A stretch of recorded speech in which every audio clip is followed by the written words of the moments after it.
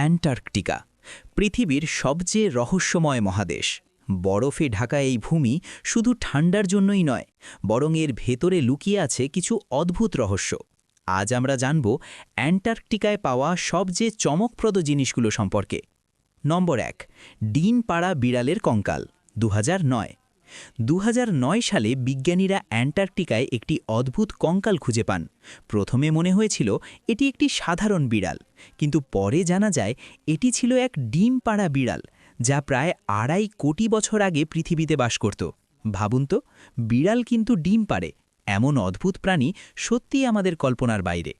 নম্বর 2, dinosaur ও সামুদ্রিক প্রাণীর কঙ্কাল। 1980 সালে প্রত্নতাত্ত্বিকরা অ্যান্টার্কটিকায় বিশাল আকারের মোসাসর, ডাইনোসর এবং প্লেসিওসরের কঙ্কাল আবিষ্কার করেন। প্রতিটির দৈর্ঘ্য ছিল প্রায় 36 ফুট। গবেষণায় দেখা যায় এই হাড়গুলো প্রায় 70 লক্ষ বছর পুরনো। এর মানে হলো একসময় অ্যান্টার্কটিকা বরফে ঢাকা ছিল না, বরং ছিল ঘন বন এবং প্রাণ বৈচিত্র্যে ভরপুর ভূমি। নম্বর 3, রহস্যময় মানুষের খুলি। 2014 সালে বিজ্ঞানীরা অ্যান্টার্কটিকায় বেশ কিছু মানুষের খুলি আবিষ্কার করেন। সবচেয়ে অদ্ভুত বিষয় হলো এই খুলিগুলো ছিল সাধারণ মানুষের খুলির চেয়ে অনেক বড়। আশ্চর্যের বিষয়, এগুলোর গঠন প্রাচীন মিশরে পাওয়া খুলির সাথে অনেকটা মিল ছিল।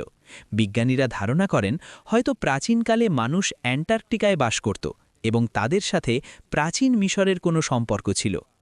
এই 3টি আবিষ্কারই প্রমাণ করে যে অ্যান্টার্কটিকা শুধু বরফের মরুভূমি নয়, বরং এর ভেতরে লুকিয়ে আছে পৃথিবীর ইতিহাসের অনেক অজানা রহস্য।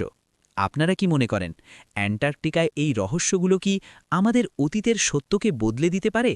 কমেন্টে জানাতে ভুলবেন না। ভিডিওটি ভালো লেগে থাকলে লাইক দিন, চ্যানেলটি সাবস্ক্রাইব করুন এবং নতুন রহস্যময় গল্প পেতে বেল আইকন চাপুন।